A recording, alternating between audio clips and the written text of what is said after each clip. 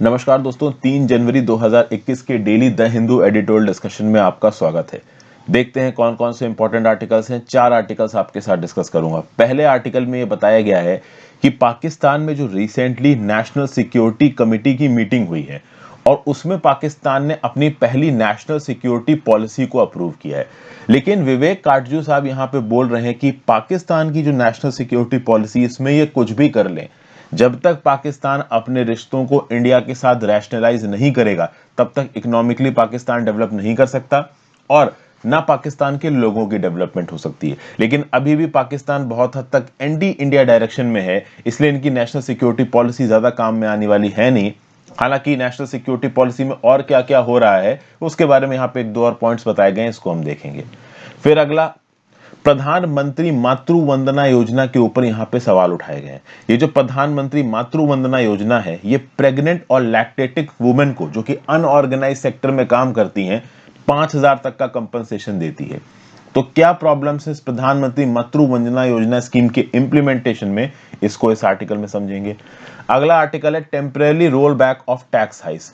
हुआ यह है कि जो टेक्सटाइल सेक्टर है, टेक्सटाइल सेक्टर में 12% का जीएसटी लगाया गया था। देखिए, रेडीमेड गारमेंट्स के ऊपर 12% का जीएसटी, जो मैन मेड फाइबर्स होते हैं जैसे स्पैंडेक्स हो गया, पॉलिएस्टर हो गया, रेयॉन हो गया, उसके ऊपर अगर आप जीएसटी की बात करो तो मैन मेड फाइबर के ऊपर जीएसटी है 18%।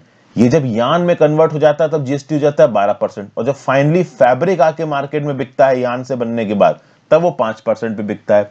इसको 12% होने की बात की जा रही थी, लेकिन 12% होने से एक दिन पहले, मतलब सितंबर 2021 की मीटिंग में जीएसटी काउंसिल के बोला गया था इसको 12% किया जाएगा, लेकिन अब इस डिवीजन को रिवर्ट कर दिया गया है। क्यों रिवर्ट कर दिया गया है, इसके 1-2 पॉइंट्स को समझने की कोशिश करेंगे। और फाइनली जो हम आर्टिकल डिस्कस करेंगे वो है fair and safe. The ECI must ensure a fair election process that also limits public health risk. आपको पता है 5 स्टेट असेंबली में, गोवा, मणिपुर, उत्तर प्रदेश, उत्तराखंड और पंजाब में होने वाले हैं इलेक्शंस। कोविड-19 की बढ़ती वेव के बीच में ये इलेक्शंस कैसे सही तरीके से कंडक्ट हो सकते हैं, उसके बारे में एक व्यू पॉइंट दिया हुआ है, इस व्यू पॉइंट को देखेंगे। तो आगे बढ़ने से पहले वीडियो पे लाइक का बटन, दोस्तों अगर अब तक आपने चैनल को शेयर और सब्सक्राइब नहीं किया कर दीजिए। इंस्टाग्राम पे फॉलो कर लीजिए, टेलीग्राम ग्रुप ज्वाइन कर लीजिए, दोनों ही चीजों का लिंक नीचे दिया हुआ है, and if possible please click the join button. तो जैसा कि बताया मैंने आपको, 36th मीटिंग हुई 27 दिसंबर 2021 को पाकिस्तान की नेशनल सिक्योरिटी कमेटी की, और उन्होंने यहाँ पे नेशनल सिक्योरिटी पॉलिसी को अप्रूव कर दिया है। पिछले 7 सालों से ये पॉलिसी बन रही है। अभी के लिए ये कॉम्प्रिहेंसिव नेशनल सिक्योरिटी फ्रेमवर्क होगा पाकिस्तान का, 5 साल के पीरियड के लिए एप्लीकेबल होगा, 2022 से लेकर 2026 तक। पाकिस्तान के सिटीजन्स की सेफ्टी, सिक्योरिटी और डिग्निटी को इंश्योर करेगा। और इस पर्टिकुलर सिक्योरिटी पॉलिसी में इकोनॉमिक सिक्योरिटी एक बहुत बड़ा फैसेट है। देखिए, पाकिस्तान के अंदर इकोनॉमिक सिक्योरिटी कम है, मिलिट्री सिक्योरिटी ज्यादा है। तो इकोनॉमिक और मिलिट्री मैटर्स को तो कवर करेगी ही करेगी सिक्योरिटी पॉलिसी, फॉरेन पॉलिसी को भी कवर करेगी, टेररिज्म को भी, वाटर सिक्योरिटी को भी, डेमोग्राफिक्स को भी। और इस पूरी की पूरी मीटिंग को चेयर किया था इमरान खान साहब ने। इसको एक्चुअली में एक हिस्टोरिक मूवमेंट बोला जा रहा है। हिस्टोरिक मूवमेंट इसलिए बोला जा रहा है क्योंकि आपको पता है कि पाकिस्तान के अंदर एक पावर स्ट्रगल चलता है। इनकी जो पॉलिटिकल लीडरशिप है वो भी ताकतवर होना चाहती है, और जो मिलिट्री लीडरशिप है वो भी ताकतवर होना चाहती है। दोनों एक दूसरे के साथ कहीं ना कहीं टसल करते हैं। तो इस कंटेक्स्ट में जो नेशनल सिक्योरिटी पॉलिसी है ना, इसको पॉलिटिकल और मिलिट्री लीडरशिप दोनों मिलकर बना रहे हैं। पब्लिकली ये पॉलिसी अभी पाकिस्तान के लोगों के सामने नहीं आई है, दुनिया के लोगों के सामने नहीं आई है। पाकिस्तान के प्राइम मिनिस्टर ने एक प्रेस रिलीज के थ्रू बोला है कि जल्दी ही हम इस पॉलिसी को रिलीज करेंगे। वहीं पाकिस्तान की जो नेशनल सिक्योरिटी एडवाइजर है मोईद डब्ल्यू यूसुफ, इन्होंने 28 दिसंबर को बोला कि 1 हफ्ते से 10 दिन के अंदर ये जो पॉलिसी है वो लोगों के सामने आ जाएगी। बहरहाल जो भी पॉलिसी हो, ये वो पॉलिसी होगी जिसमें कहीं ना कहीं पाकिस्तान की मिलिट्री और पाकिस्तान की पॉलिटिकल सिविलियन एस्टैब्लिशमेंट दोनों ने मिलकर यहां पे काम किया। ठीक है भाई। हालांकि ओवरऑल हो सकता है कि इस पॉलिसी के अंदर अभी भी कुछ फाइनल जो इंपरेटिव्स है उनको डिसाइड करना हो, इसलिए कुछ प्रॉब्लम हो रही हो, इसलिए पब्लिक के सामने पॉलिसी नहीं आई हो। जो कुछ भी है, पाकिस्तान को हम लोग एक हार्ड मिलिट्री स्टेट समझते हैं, जहां पे मिलिट्री बहुत सारे रिसोर्सेज को अपने पास कंसंट्रेट करने की कोशिश करती है, और पॉलिटिकल लीडरशिप, जो सिविलियन लीडरशिप है, उसके हाथ में सब कुछ नहीं है। इंडिया के अंदर मोदी जी और उनकी कैबिनेट वो लिटरली सारे डिसीजंस लेती है। इंडिया की आर्मी, नेवी, एयरफोर्स क्या करेगी ये हमारी सिविलियन लीडरशिप डिसाइड करती है। बट पाकिस्तान के अंदर ऐसा नहीं है। पाकिस्तान में पाकिस्तान के प्रधानमंत्री इमरान खान और उनकी कैबिनेट हर चीज डिसाइड नहीं करती है, बहुत हद तक चीजें आर्मी के हाथ में भी हैं। और जो इकोनॉमिक रिसोर्सेज है ना पाकिस्तान के, बहुत हद तक आर्मी उस इकोनॉमिक रिसोर्सेज को अपने पास खींचती है। तो कुल मिला के इस पूरी की पूरी मीटिंग में एक व्यू पॉइंट शायद यहां ये उभर के आ रहा है कि जितने भी फाइनेंशियल रिसोर्सेज जो कि मैक्सिमम पाकिस्तान की आर्मी के पास डाइवर्ट होते थे, वो शायद पाकिस्तान की आर्मी के पास कम डाइवर्ट हो और प्रॉपर तरीके से रिसोर्स एलोकेशन हो, और ये रिसोर्स एलोकेशन पाकिस्तान के गरीब लोगों को मदद करे। कुछ ऐसी पॉलिसीज बने जो पाकिस्तान के लिए, लोगों के लिए वेलफेयर पॉलिसीज को इंप्लीमेंट करे, ना कि सारा का सारा पैसा पाकिस्तान की आर्मी के पास भेजे। क्योंकि अब तक पाकिस्तान के अंदर पाकिस्तान की आर्मी का सबसे पहला क्लेम रहता था कंट्री के रेवेन्यूज के ऊपर। जब भी डिफेंस एक्सपेंडिचर की बात होती है तो पाकिस्तान के अंदर कोई प्रॉपर ऑडिट नहीं है, कोई प्रॉपर ट्रांसपेरेंसी नहीं है, और ज्यादातर जो पैसा है वो पाकिस्तान की आर्मी ही क्लेम करती है। और बहुत हद तक जो पाकिस्तान की मिलिट्री है ना, वो मिलिट्री इंक की तरह काम करती है। एक पाकिस्तानी स्कॉलर है आयशा सिद्दीकी, वो पाकिस्तानी मिलिट्री को मिलिट्री इंक बोलते हैं। क्योंकि पाकिस्तान के अंदर आप देखोगे ना तो एक बहुत वास्ट नेटवर्क है बिजनेस एंटरप्राइजेस का, रियल एस्टेट का, जिसमें जो मालिक है ना वो पाकिस्तान की मिलिट्री के ही लोग हैं। तो पाकिस्तान की मिलिट्री के लोग ओवरऑल कंट्री के रेवेन्यूज को तो कंट्रोल कर ही रहे, मिलिट्री से रिलेटेड जो बिजनेस एंटरप्राइजेस वगैरह है ना, वो भी पाकिस्तान की आर्मी ऑफिसर्स के कंट्रोल के अंदर है। और बहुत हद तक पाकिस्तान के लोगों को यह पपलू दिया जाता है कि आपको अपनी जरूरतों को सेक्रीफाइस करना है देश के डिफेंस के लिए। तो देश के डिफेंस के लिए पैसा कहां जाना चाहिए टैक्स का? तो पाकिस्तानी आर्मी के पास जाना चाहिए। तो ज्यादातर जो खर्चा है वो नेशनल डिफेंस के ऊपर लगा दिया जाता है, पाकिस्तानी आर्मी के ऊपर लगा दिया जाता है। बट एक्चुअली में बहुत सारे लोग अब पाकिस्तान के अंदर ये सवाल पूछते हैं कि इतना पैसा पाकिस्तानी मिलिट्री ले जाती है, डिफेंड कर क्या रहे हो? तो वो दिखाते हैं कि हम इंडिया से तुमको डिफेंड कर रहे हैं, इंडिया तुमको खा जाएगा। लेकिन ये फर्जी की बात है। इंडिया ने आज तक पाकिस्तान के प्रति एग्रेशन नहीं दिखाया है, ना कि पाकिस्तान का कोई इलाका कब्जाने की कोशिश हुई है। जो भी एग्रेशन हुआ है, जो भी टेररिज्म हुआ है, वो पाकिस्तान की तरफ से हुआ है। तो ओवरऑल ये जो पाकिस्तान का एलीट है ना, चाहे उनकी सिविलियन पॉलिटिकल क्लास हो गई, चाहे उनकी मिलिट्री के टॉप ऑफिशियल्स हो गए, वो सब कहीं ना कहीं एक एंटी इंडिया एजेंडा लेके चलते हैं, और एक एंटी इंडिया एजेंडा के बेसिस पे अपनी आवाम को ये पपलू देते रहते हैं कि इंडिया से बचना है तो सारे फाइनेंशियल रिसोर्सेज हमको दे दो, हम तुम्हें इंडिया से बचाएंगे। लेकिन अब बात यहां पे ये है कि क्या इस नेशनल सिक्योरिटी फ्रेमवर्क में जो कि नया पाकिस्तान के अंदर आ रहा है, कोई डेवलपमेंटल रिसोर्सेज को एलोकेट किया जाएगा? मतलब पाकिस्तान की आर्मी से अलग हटा के क्या लोगों तक पहुंचाया जाएगा? ये एक बड़ा सवाल है।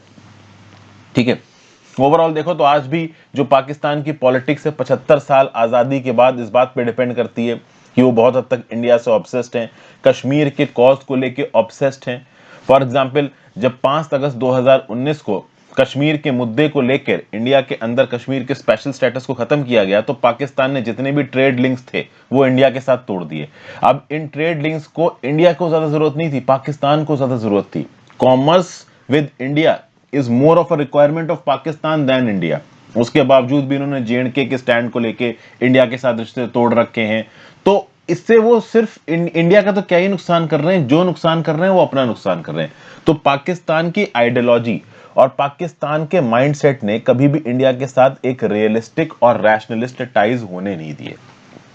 और अगर ये टाइज होते तो पाकिस्तान के लोगों तक भी डेवलपमेंट पहुंचता, लेकिन वो अभी के लिए पहुंच नहीं पा रहा है। और इंडिया के साथ पाकिस्तान ने ट्रेड रिलेशंस ओपन भी नहीं किए, आगे वो करेंगे भी कि नहीं करेंगे इसकी कोई गारंटी नहीं है। चाइना के साथ उनके ट्रेड रिलेशंस आगे बढ़ रहे हैं। तो एंड में समेशन करते हुए ऑथर यहां पे यही बोल रहा है कि देखिए, पाकिस्तान के लोगों के पास ना ही ह्यूमन सिक्योरिटी पहुंच सकती है और ना ही सक्सेसफुल इकोनॉमी पहुंच सकती है जब तक Indian army, Pakistani army, Indian government, Pakistan government के रिश्ते अच्छे नहीं होते। और वो अभी के जो हालात चल रहे हैं उसमें तो बिल्कुल अच्छे होते नजर नहीं आ रहे हैं, जो कि पाकिस्तान का रूलिंग एस्टेब्लिशमेंट, चाहे सिविलियन पॉलिटिकल क्लास हो और चाहे आर्मी हो, वो बहुत हद तक एक एंटी इंडिया सेंटीमेंट पे सर्वाइव करते हैं। नेक्स्ट आर्टिकल पे आ जाते हैं। State schemes can cast a lifeline to this welfare plan. यहां पे प्रधानमंत्री मातृ वंदना योजना की बात हो रही है।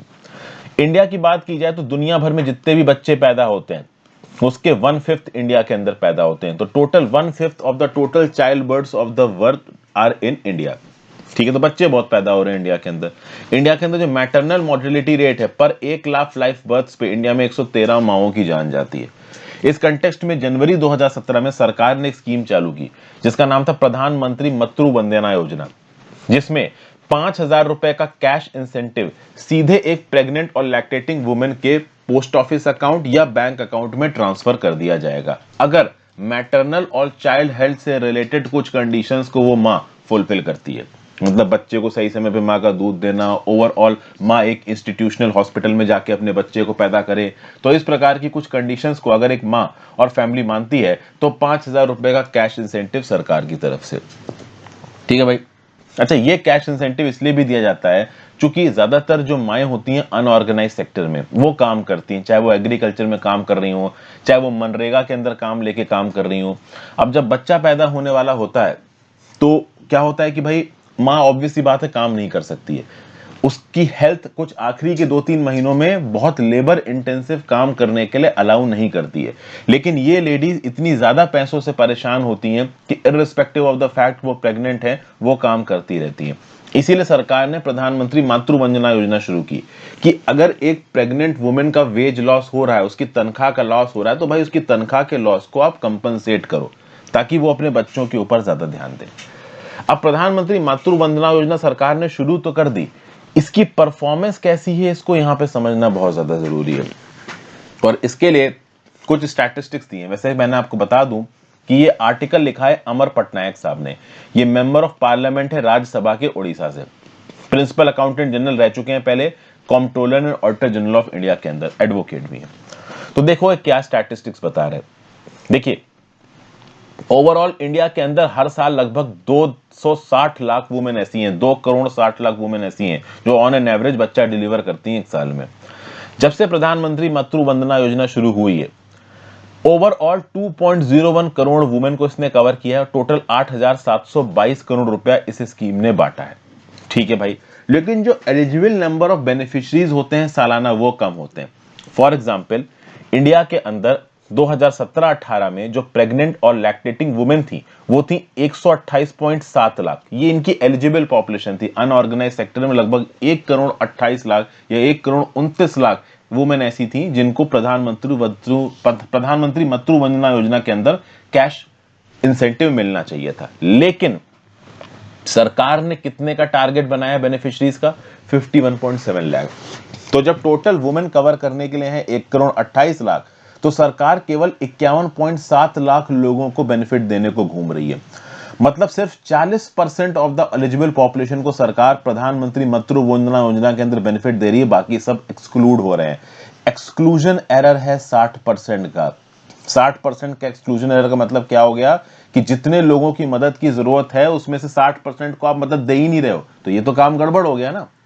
ये चीज यहां पे उठाई जा रही है किसके द्वारा? अमर पटनायक के द्वारा। फिर अमर पटनायक साहब एक और डाटा दे रहे हैं, 2020-21 में 50% से ज्यादा रजिस्टर्ड बेनिफिशरीज को 3 में से एक भी इंस्टॉलमेंट नहीं मिली इस 5,000 रुपए की। और ओवरऑल जो इनरोलमेंट था प्रधानमंत्री मातृ वंदना योजना के अंदर वो 9% गिरा है 2020-21 में। तो ओवरऑल ऑथर यहां पे ये बोल रहा है कि जब सरकार इतना एम्फेसिस दे रही है मैटरनल और चाइल्ड हेल्थ पे और ओवरऑल बजट वुमेन और चाइल्ड डेवलपमेंट का यहां पे घटा दिया गया 20% से, तो प्रधानमंत्री मातृ वंदना योजना को इंप्रूव करने के बजाय जो इसके अंदर खर्चा होता है इसको यहां पे सरकार कम कर रही है। 2021-22 के बजट की अगर आप बात करोगे तो प्रधानमंत्री मातृ वंदना योजना को समर्थ स्कीम के अंदर रख लिया गया और इस समर्थ स्कीम में बेटी बचाओ बेटी पढ़ाओ, महिला शक्ति केंद्र, जेंडर बजटिंग, रिसर्च, ये सब कुछ आ जाता है। 2021-22 में समर्थ को बजट दिया गया है 2,522 करोड़ का और समर्थ के अंदर ही है प्रधानमंत्री मातृ वंदना योजना। और इससे पहले के सालों में प्रधानमंत्री मातृ वंदना योजना को अकेले इतना 2,500 करोड़ का बजट दिया जा रहा था। तो अब मतलब क्या निकल के आ रहा है? मतलब ये निकल के आ रहा है कि सरकार प्रधानमंत्री मातृ वंदना योजना को एक फर्दर पुश देने की बजाय उसको कहीं ना कहीं बैक एंड में रख रही है, उसको कहीं ना कहीं कम इंपॉर्टेंस दे रही है, जबकि ये सही नहीं है। जैसा कि यहाँ पे डाटा बता रहा है 2017-18 का 1.29 करोड़ एलिजिबल वुमेन थी लेकिन मदद केवल 51-52 लोगों को दी गई। टारगेट इतना बनाया गया, तो हमें टारगेट इंक्रीज करने की जरूरत है। और अब तो 2021-22 में भाई समर्थ स्कीम के अंदर आप रख दिया इसको प्रधानमंत्री मातृ वंदना योजना को, तो जो प्रेग्नेंट वुमेन का कवरेज है वो और कम हो जाएगा। तो ये कम नहीं होना चाहिए। केंद्र सरकार की प्रधानमंत्री मातृ वंदना योजना स्कीम की जो इंप्लीमेंटेशन है वो अच्छी नहीं है। ये इस बात से भी पता चलता है कि सरकार ने प्रधानमंत्री मातृ वंदना योजना नेशनल लेवल पे लॉन्च किया, जबकि स्टेट लेवल पे उड़ीसा, तेलंगाना, तमिलनाडु अपनी खुद की स्टेट स्पेसिफिक स्कीम चला रहे हैं। उड़ीसा चला रहा है ममता स्कीम, तेलंगाना चला रहा है केसीआर किट स्कीम, जिसके अंदर बेबी ऑयल तक बांटा जाता है, मॉस्किटो नेट बांटे जाते हैं, साबुन, ड्रेसेस बांटे जाते हैं। तमिलनाडु में चलाई जा रही है doctor Muthu Lakshmi Reddy maternity benefit scheme, और ये जो स्कीम है ज्यादा अच्छा परफॉर्म कर रही है। फॉर एग्जांपल अगर आप ओडिशा की ममता स्कीम की बात करो तो ये कंडीशनल कैश ट्रांसफर प्रोवाइड कर रही है 5,000 रुपए का मैटरनिटी बेनिफिट पहले 2 बच्चों के लिए पिछले 10 साल से, और प्रधानमंत्री मातृ वंदना योजना पहले बच्चे के लिए 5,000 रुपए प्रोवाइड करती है। ओडिशा की ममता स्कीम 2 बच्चों के लिए आप कह लो 5,000 का कैश इंसेंटिव प्रोवाइड करती है। और अगर आप परफॉर्मेंस देखो प्रधानमंत्री मातृ वंदना योजना ममता की 2020-21 के लिए, तो प्रधानमंत्री मातृ वंदना योजना में 52% ड्रॉप हुआ है नंबर ऑफ बेनिफिशियरीज में। वहीं पे ओडिशा की ममता स्कीम में नंबर ऑफ वुमेन जिन्होंने स्कीम का बेनिफिट उठाया है वो 57% बढ़े हैं। तो इस कंटेक्स्ट में देखा जाए तो प्रधानमंत्री मातृ वंदना योजना राज्य सरकार द्वारा चलाई गई स्कीमों से बहुत कुछ सीख सकती है। तो प्रधानमंत्री मातृ वंदना योजना में क्या क्या इंप्रूवमेंट करने की जरूरत है, देखते हैं इंप्रूवमेंट यहां पे क्या क्या सजेस्ट किए हैं ऑथर ने। पहला तो यह है कि भाई प्रधानमंत्री मातृ वंदना योजना पहली चाइल्ड के बर्थ तक लिमिटेड है, उसको 2 लाइव बर्थ तक लिमिटेड रखो, पहले 2 बच्चों के बर्थ तक लिमिटेड रखो। क्योंकि प्रधानमंत्री मातृ वंदना योजना से पहले जो प्रीडेसेसर स्कीम थी ना, वो थी इंदिरा गांधी मातृत्व सहयोग योजना, ठीक है। और ये इंदिरा गांधी मातृत्व सहयोग योजना पहले 2 बच्चों की बर्थ के लिए कवर्ड अप थी। तो प्रधानमंत्री मातृ वंदना योजना को भी पहले 2 बर्थ तक रखो। फिर इंडिया के अंदर बात करो तो जितनी भी टोटल लाइव बर्थ होती हैं 49.5% पहले बच्चे की और 29.9% दूसरे बच्चे की, तो दूसरी लाइव बर्थ को भी इंक्लूड करना यहां पे बहुत ज्यादा जरूरी है, क्योंकि अनऑर्गेनाइज सेक्टर की वुमेन में ज्यादातर 2 बच्चे पैदा करती हैं, इकोनॉमिक शॉक्स लगते हैं, न्यूट्रिशन लॉस होता है उनको बच्चे पैदा करने की वजह से, तो सरकार कंपनसेट करेगी तो बहुत अच्छा होगा, ठीक है भाई। प्रधानमंत्री मातृ वंदना योजना का जो मेन एम है वो है पार्शियल वेज कंपनसेशन प्रोवाइड करना। मतलब एक मां अगर बच्चे पैदा कर रही है तो वो समय पर काम नहीं कर रही है तो उसको पैसों का नुकसान ना हो। तो 5,000 रुपए जो दिए जा रहे हैं ये कम है, क्योंकि देखिए 12 हफ्ते तक वो औरत बिल्कुल काम नहीं कर पाएगी। तो ये 12 हफ्ते लगभग कितना हो गया, 4 हफ्ते में 1 महीना होता, तो लगभग 3 महीने वो औरत काम नहीं कर पाएगी। और अगर मनरेगा के वेजेस के हिसाब से देखो 202 रुपए प्रतिदिन के हिसाब से, तो 1 महीने में 5,000 रुपए का वेज लॉस होता है वो प्रेग्नेंट लेडी को। तो 3 महीने तक अगर कैलकुलेट किया जाए तो प्रेग्नेंट लेडी को कम से कम 15,000 रुपए का कंपनसेशन देना चाहिए। तो प्रधानमंत्री मातृ वंदना योजना के अंदर जो पर प्रेग्नेंट वुमेन 5,000 का इंसेंटिव है उसको बढ़ा के कम से कम आप 15,000 करो, क्योंकि ये 5,000 रुपए बहुत ज्यादा कम है। इससे लेडीज घर में नहीं बैठेंगी, वो काम करने के लिए बाहर निकल जाएंगी। तो बेटर यही रहेगा कि वो पूरे 12 महीने तक 12 हफ्तों तक वेज कंपनसेशन पाएं। तो प्रधानमंत्री मातृ वंदना योजना के अंदर वेज कंपनसेशन को 5,000 से बढ़ा के 15,000 किया जाना चाहिए, ठीक है। फिर अभी के लिए प्रधानमंत्री मातृ वंदना योजना के अंदर आपको रजिस्टर करना है तो mother and child protection card चाहिए, हस्बैंड का आधार कार्ड चाहिए, बैंक की पासबुक चाहिए, रजिस्ट्रेशन फॉर्म चाहिए। अगर आपके पास ये सब नहीं है तो जल्दी आपके पास बेनिफिट नहीं पहुंचेगा प्रधानमंत्री मातृ योजना को। इतने सारे डॉक्यूमेंट्स रखने की जरूरत नहीं है, एक सिंपल प्रोसीजर होना चाहिए जिससे बेनिफिशियरीज को यहाँ पे रजिस्टर किया जा सके। तभी हम पोषण स्कीम, सस्टेनेबल डेवलपमेंट गोल्स के जो भी हमारे टारगेट सेटअप किए गए हैं उनको हम पूरा कर पाएंगे। ये सब बातें यहाँ पे बताई गई है। फिर हम देखते हैं अगला आर्टिकल।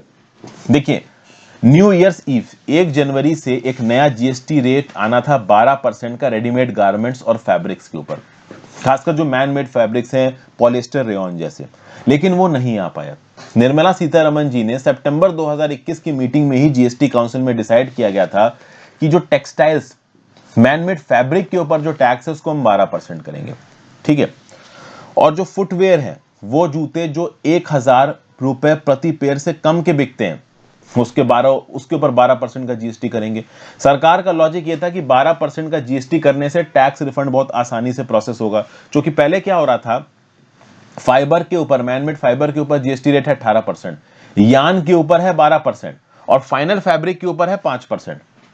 अच्छा, ये जो 12% जीएसटी लगा, देखिए आप समझिए, फाइबर के ऊपर 18% जीएसटी, यान के ऊपर 12%, और फाइनल जब फैब्रिक बना, फैब्रिक मतलब कपड़ा बन गया, ठीक है, मैन मेड फाइबर मतलब जब उस फाइबर को आपने बनाया, उससे यान मतलब बड़े बड़े धागे बनाए आपने, उन धागों से पूरा कपड़ा बनाया। अब इन तीन चीजें एक ही बेसिक कंस्टिट्यूएंट से बन रही हैं, और इन तीन चीजों के ऊपर अलग अलग जीएसटी। तो जो भी इस पूरे के पूरे प्रोडक्शन प्रोसेस में इन्वॉल्व थे, वो जीएसटी के प्रोसेस में बहुत ज्यादा कंफ्यूज थे। इस कंफ्यूजन को दूर करने के लिए जो फाइनल प्रोडक्ट था, उसके ऊपर सरकार ने जीएसटी किया 12%। लेकिन इस बात से जो प्रोड्यूसर्स थे वो खासा नाराज हो गए। सरकार ये बोल रही है कि आप जीएसटी क्लेम कर सकते हो, रिफंड क्लेम कर सकते हो, लेकिन लोगों को इतना अच्छा पसंद आया नहीं। बहुत सारी लेथ्स, मतलब जहां पे ये मैन मेड फाइबर्स वगैरह बनाए जाते थे, वो बंद पड़ गई। ऐसा लगा कि एक प्रकार से स्ट्राइक पे चले गए हैं यहाँ पे इंडस्ट्री प्लेयर्स। तो सरकार को मजबूरी में यहां पे एक डिसीजन लेना पड़ा है। उन्होंने ये जो 12% का टैक्स लगाया था फाइनल फैब्रिक के ऊपर, इसको अभी के लिए वापस ले लिया है। गुजरात फाइनेंस मिनिस्टर ने लेटर लिखा है, बहुत सारे और इंडस्ट्री प्लेयर्स ने लेटर लिखे कि इस पर्टिकुलर जीएसटी को आप टेक्सटाइल प्रोडक्ट्स के ऊपर मत बढ़ाइए। देखिए, टेक्सटाइल इंडस्ट्री इंडिया की बहुत बड़ी इंडस्ट्री है।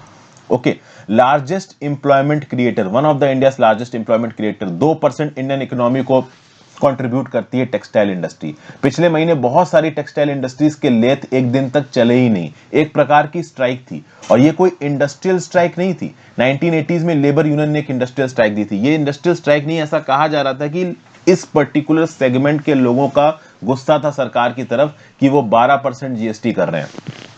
हालांकि सरकार ने भी बोल दिया है कि हम कोई भी जीएसटी नहीं बढ़ा रहे हैं। जीएसटी का बहुत हद तक इंटरनल रिफॉर्म होने की जरूरत है, और इसी इंटरनल रिफॉर्म के लिए एक कमेटी भी बनाई गई है, ठीक है ना, कंसल्टेशन किया जा रहा है। यूनियन बजट 2022-23 में हमें बहुत सारे चेंजेस देखने को मिल सकते हैं।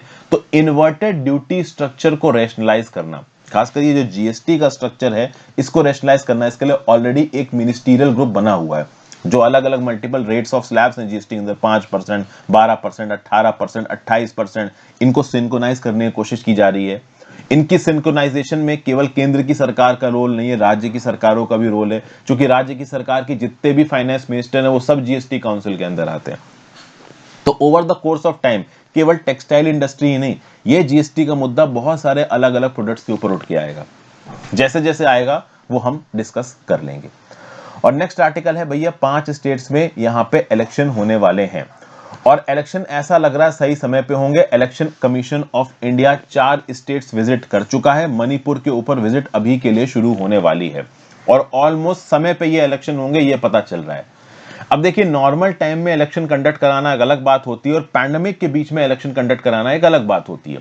पिछले ही हफ्ते जो इलेक्शन कमीशन ऑफ इंडिया, इसने यूपी में विजिट किया, और चीफ इलेक्शन कमिश्नर साहब जो है हमारे सुशील चंद्रा साहब, इनका यह बोलना है कि सारी पॉलिटिकल पार्टीज चाहती हैं कि जो इलेक्शंस हैं वो टाइम पे हो।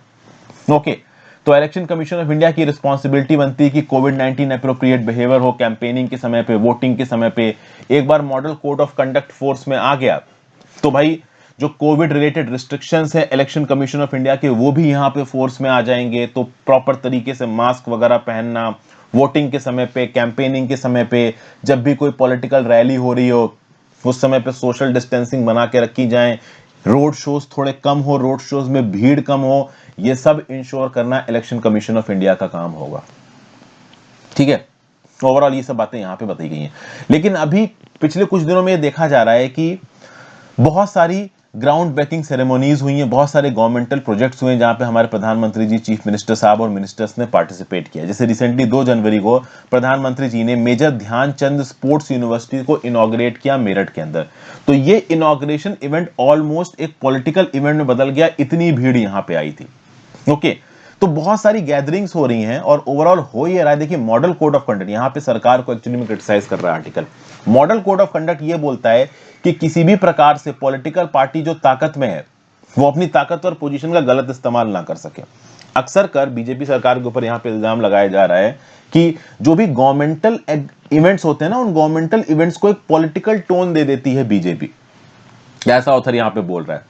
और ये डिसेंसी नहीं है। जो पार्टी पॉलिटिकल पावर में है उसको इस बात को हमेशा ध्यान रखना चाहिए कि पॉलिटिक्स और डेवलपमेंट को थोड़ा साइड में रखें। हालांकि पॉलिटिक्स डेवलपमेंट को मिला के देखा जाता है, और जो भी गवर्नमेंटल फंक्शन होता है उसको एक पॉलिटिकल टोन दे दिया जाता है, लेकिन ये नहीं होना चाहिए। अब अभी तो election commission of India play में नहीं आया है। इलेक्शन कमीशन ऑफ इंडिया की ताकत उस दिन आती है जिस दिन मॉडल कोड ऑफ कंडक्ट लागू हो जाता है। मॉडल कोड ऑफ कंडक्ट जब लागू हो जाएगा उसके बाद से रूलिंग पॉलिटिकल पार्टी अपनी ताकत का मुशायरा एक लिमिट से ज्यादा ना कर सके, ये भाई इलेक्शन कमीशन ऑफ इंडिया की जिम्मेदारी होगी। अभी मॉडल कोड ऑफ कंडक्ट लगा नहीं है तो जो भी गवर्नमेंटल फंक्शंस है उनको एक पॉलिटिकल टोन दी जा रही है, बड़ी बड़ी रैलियां करवाई जा रही हैं। अब इन रैलियों से क्या होगा क्या नहीं होगा, कितना कोरोना फैलेगा, वो एक अलग बात है।